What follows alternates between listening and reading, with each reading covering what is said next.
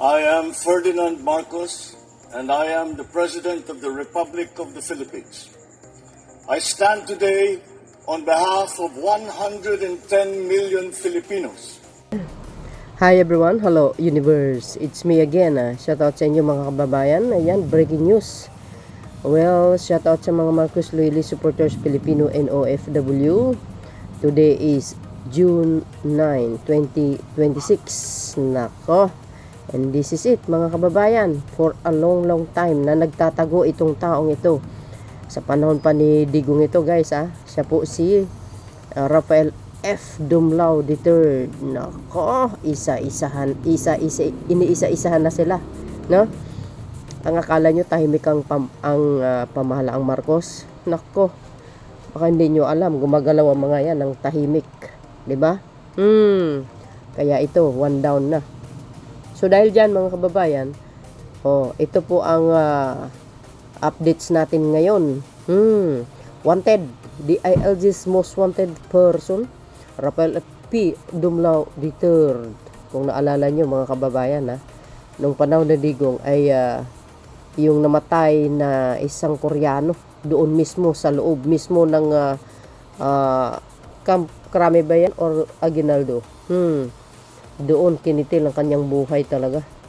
Tapos ito si Dumlao ay may patong na 1 milyon mga kababayan, no? Ayan, no? Nakita nyo, kilala nyo naman siguro yan, matagal na nagtatago, sa wakas nasakuti din. Bakit? Ito ang balita para kumpleto detalyado. Ito sabi po ni Mr. Ramon Tulfo, natatandaan ko pa ang pagkatay sa Korean businessman sa loob mismo ng Camp Crame. You see guys, biro nyo mismo doon pa.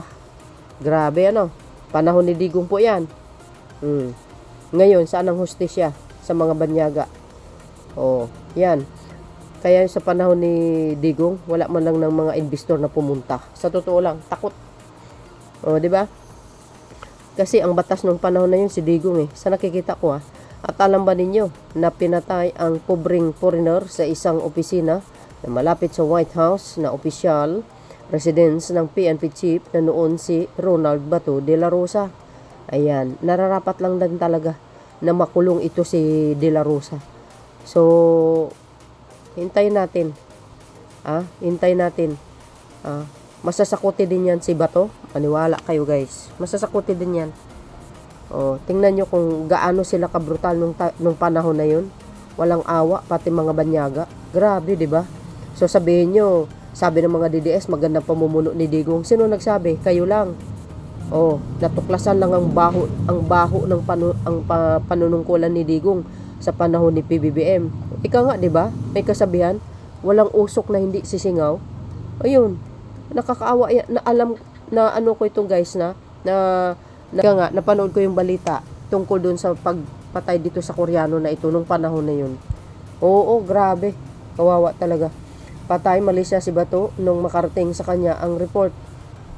Wala namang kakwintang PNP chief yun di ba? Walang nang sapat na experience. Ewan ko ba kung bakit inilagay siya ng PNP chief na mas mayroong pang mas bihasa kaysa kanya nung panahon na yun.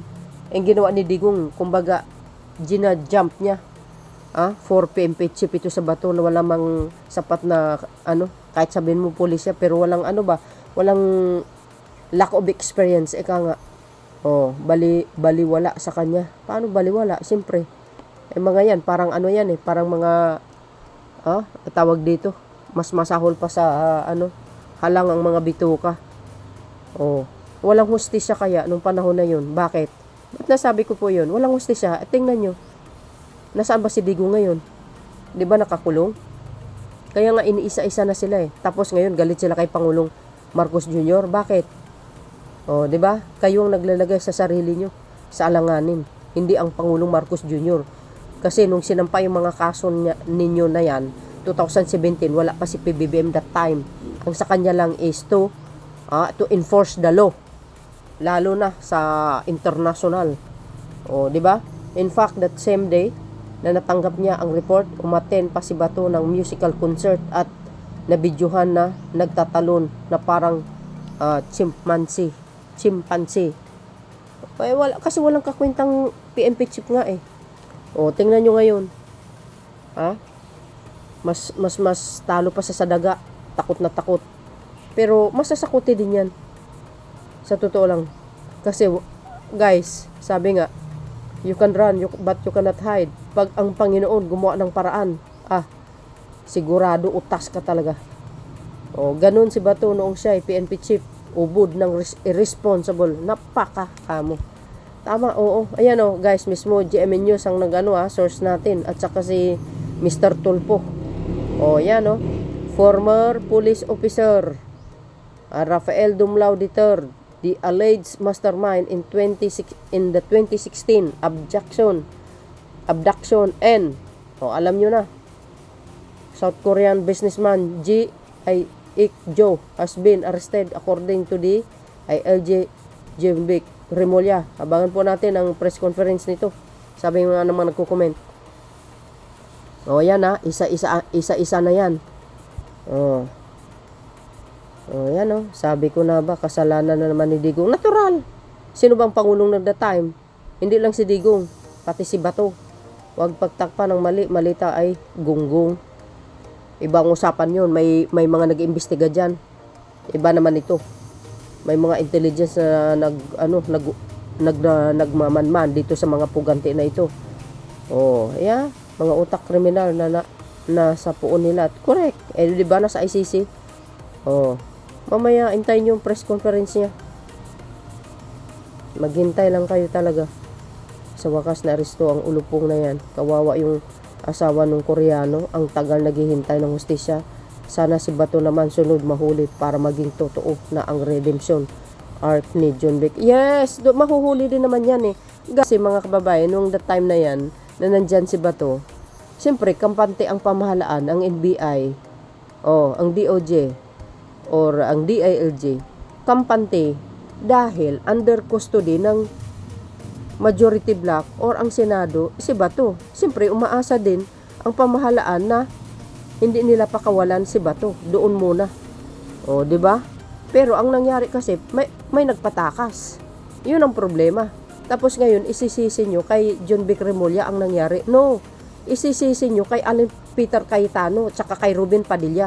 Not that DILG. Siyempre, even guys, NBI Director, matibag.